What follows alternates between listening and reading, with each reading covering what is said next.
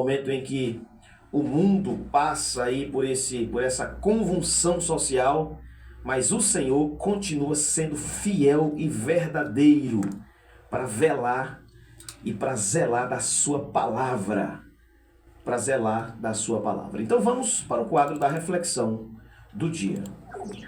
Reflexão do dia. Livro de Atos dos Apóstolos, capítulo é o de número 5. Olha o que diz o texto sagrado. Este é o quarto vídeo da série A Matemática de Deus. A matemática do homem trabalha dentro do viés da ideologia, da lógica, da política, do que está registrado, o artigo tal, parágrafo tal.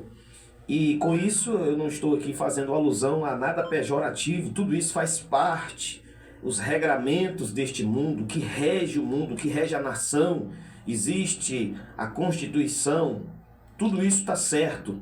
Agora, na matemática de Deus há uma quebra de protocolo. Na matemática de Deus, menos é mais. Na matemática de Deus é dando que se recebe. Na matemática de Deus, o muito sem ele não é nada. E o pouco com Deus multiplica, é muito. E o que é que tu tem em casa? Ah, eu tenho só um pouquinho. Pega esse pouquinho, faz igual a viúva, obedeceu à prescrição do profeta e colocou a fé em evidência. E a fé é essa base, é essa estrutura que é o alicerce. Nossa casa espiritual construída sobre esse alicerce, que é a Bíblia, a palavra de Deus. E nós somos movidos, regidos, guiados pelo que diz a palavra. Não é o que o homem acha, não é o que o homem pensa, não é achismo, não, é a palavra. Capítulo 5 de Atos, versículo 1 diz assim: Mas um certo varão chamado Ananias, com Safira sua mulher, vendeu uma propriedade. Observe a cultura da igreja primitiva, o contexto era de voluntariedade.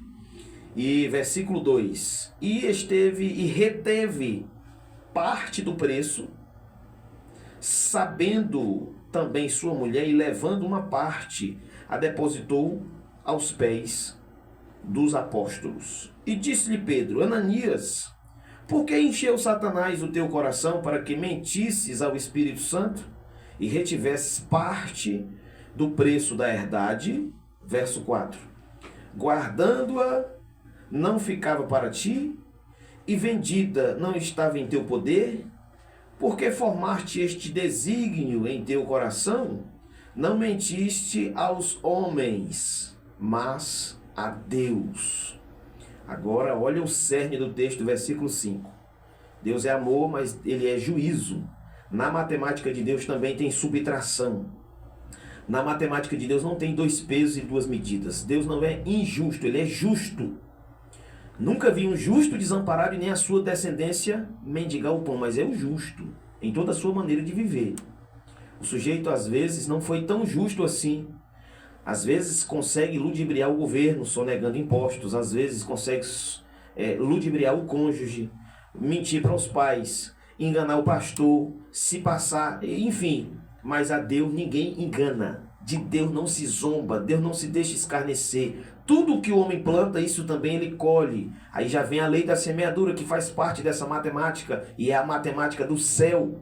A matemática do céu não tem dois pesos e duas medidas. A matemática do céu não tem acepção de pessoas. A justiça vale para todos. Na matemática do homem, quem tem recurso, quem tem diploma, quem tem posição social, quem tem status, quem tem uma caminhonete suntuosa, daquela traçada 4x4, que é bom demais e eu também sonho em ter, com certeza, é visto de um jeito. Agora, quem não tem já é visto de outra maneira, com outro ponto de vista, com outra ótica, com outra visão.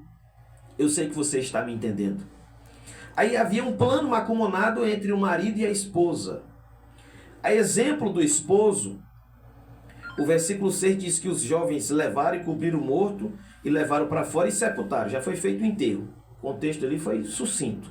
Agora o versículo 7. Passando o espaço de 3 horas, entrou também sua mulher e, não sabendo o que havia acontecido, desatenta.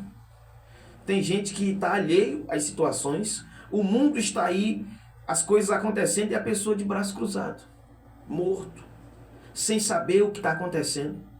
Os dias são maus, Jesus está voltando para buscar a sua igreja, o mundo jaz no maligno, o inimigo matando, roubando, destruindo, é prerrogativa de Satanás acusar, lançar a ansiedade, lançar o opróbrio da depressão. Quantas pessoas com depressão hoje em dia?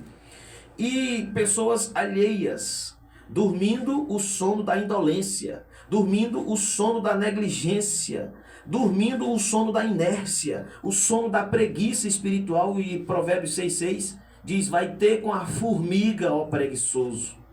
4 versículos lá de Provérbios 30, 18 em diante, fala de 4 povos que eram pequenos por demais: as formigas, os coelhos, os gafanhotos e as aranhas. O que eles tinham em comum acerca do trabalho, acerca da verdade, dentro da matemática de Deus? Estamos aqui falando dessa verdade.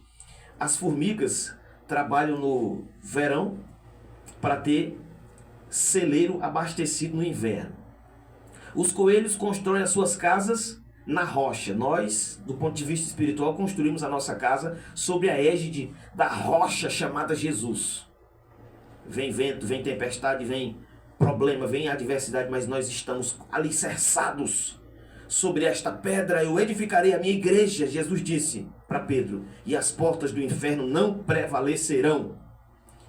As formigas, os coelhos, aí vem os gafanhotos, um povo unido.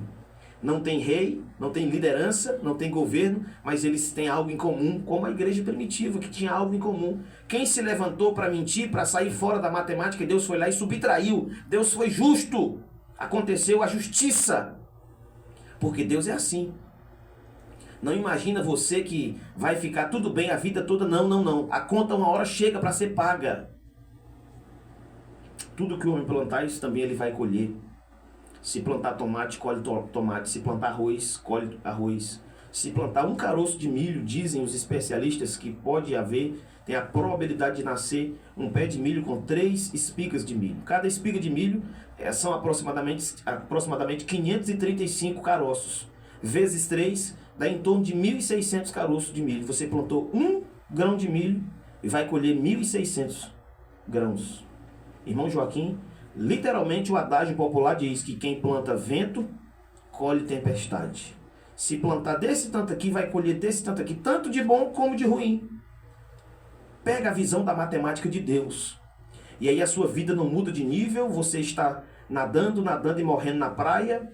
A vida não progride, não avança, não prolifera, não passa de fase. A vida toda nesse evangelho medíocre, feijão com arroz, feijão com arroz. A vida está passando, muita gente mudando de nível, mudando de fase. Essa semana eu falava no culto de ensino de nossa igreja que um pastor, que é um pregoeiro da palavra lá da Confradesp de São Paulo, só tem 11 anos que se converteu. Ele só tem 36 anos de idade. Me chamou a atenção a idade pouca e 11 anos apenas que se converteu, e já é um grande teólogo, profundo na Bíblia. Um homem de conhecimento, um homem que participa de entrevistas, que já pregou nos principais palcos, nos principais púlpitos desta nação, principalmente na Assembleia de Deus. 11 anos. Ele remiu o tempo.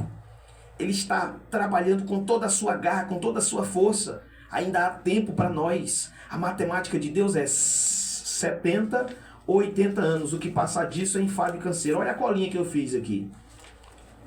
Moisés foi quem escreveu o Salmo 90, dentro da matemática de Deus, e ele disse assim, no versículo de número 10, ensina-nos a contar os nossos dias, de maneira que alcancemos corações sábios. Aí um camarada de 30 anos já viveu 10.950 dias. O de 40 anos já viveu 14.600 dias. O de 50 anos, 18.250 dias. O de 60 anos, 21.900 dias. O de 70 anos, 25.550 dias. O de 80 anos, 29.200 dias. E aí está vivendo todos esses dias. Todos esses dias tem misericórdia, tem bondade, tem provisão, tem alimento, tem a bênção do Senhor, tem a nuvem exercendo a cobertura espiritual para nos guardar, para nos proteger, conforme o Salmo 91, debaixo das tuas asas estarás seguro. Essa blindagem espiritual vem para quem está debaixo da nuvem, debaixo das asas do Todo-Poderoso, de quem está esperando, de quem está confiando no Senhor. E o interessante, tem um versículo que o meu professor gosta de fazer a sua citação, e esse versículo, ele tem falado muito comigo esses últimos dias. É o Salmo 34, versículo 10. Os que buscam ao Senhor de nada tem falta. Quem ora, como diz o hino 86 da harpa cristã, estou satisfeito com Cristo. A satisfação do Senhor, como diz o meu irmão, meu mano, pastor Júnior, produz a nossa vitória. Como Paulo, lá no capítulo 4 de Filipenses, sei estar abatido, sei ter abundância, sei passar fome, sei... Tem gente que só sabe ter prosperidade. A matemática de Deus passa pela fase de Jó. E olha a sugestão da esposa: amaldiçoa esse teu Deus e morre. Como falas uma louca mulher. Deus deu, Deus tomou, bendito seja o nome do Senhor. E como foi que Deus virou a sorte de Jó? Jó 42. Quando ele orava pelos seus amigos. E os seus amigos o julgavam, os seus amigos jogavam pedra nele, os amigos vilipendiavam ele. Então os seus amigos, em todo tempo, amam o amigo. Provérbio 17, 17. Na angústia vai nascer o irmão. Ora pelos seus amigos que você vai ter a sua sorte mudada. A matemática de Deus passa pelo princípio de orar por quem te persegue, orar por quem julga, orar por quem apedreja, orar por quem fala mal. E a exemplo de Ananias, Safira, depois de 3 horas e meia, entrou também sua mulher, e não sabendo o que havia acontecido, versículo 8, Atos 5, 8, e disse-lhe Pedro, o apóstolo, o pastor da igreja da época, dize-me, vendeste, portanto, aquela herdade? E ela disse, sim, portanto. O plano estava macumunado com o esposo. Havia uma cumplicidade. Versículo 9, então Pedro lhe disse, por que é que entre vós vos concertaste para tentar o Espírito do Senhor? Eis aí a porta os pés dos que sepultaram o teu marido e também te levarão a ti. E logo caiu aos seus pés e expirou. Deus não compactua com mentira. É só uma mentirinha. Deus vai entrar com providência. Deus vai exercer juízo. Ah, pastor, mas não tem nada não. Tem.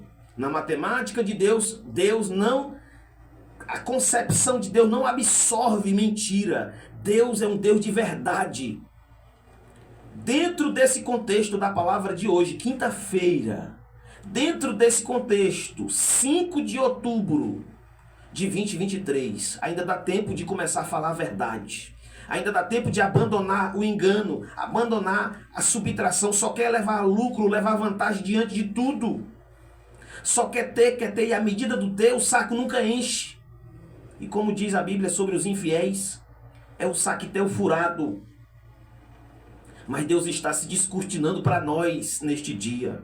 Que esta seja uma palavra rema para tocar o teu, para te confrontar, não para te deixar de forma medíocre, cabisbaixo, não. Mas é para que você avance, para que você acorde, para que você desperte. Desperta, ó tu que dormes. Efésios 5,14. Levanta-te dentre os mortos, que Cristo te esclarecerá. Todos os dias estamos recebendo testemunhos da reflexão dos vídeos no YouTube.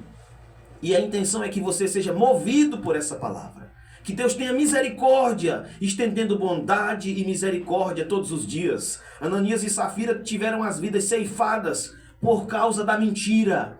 Por causa da mentira, tem casamento morrendo, tem filhos perdendo a juventude. Por causa da mentira, tem ministérios indo para o ralo. Por causa da mentira, o relacionamento entre pais e filhos está ruindo. Aconteça o que acontecer, serva de Deus. A sábia edifica e a tola destrói com as próprias mãos. Fale a verdade. Custe o que custar, jovens, jovens, jovens. Alô, lembra-te do teu Criador nos dias da tua mocidade, Eclesiastes 12, 1. Antes que venham os maus dias, então, eu quero parafrasear. Falemos a verdade em tempo e em fora de tempo. Em tempo e em fora de tempo, marido, fale a verdade. Conhecereis a verdade. João 8, 32. E a verdade vos libertará. Guarda essa palavra no teu coração. Deus te abençoe com toda sorte de bênçãos.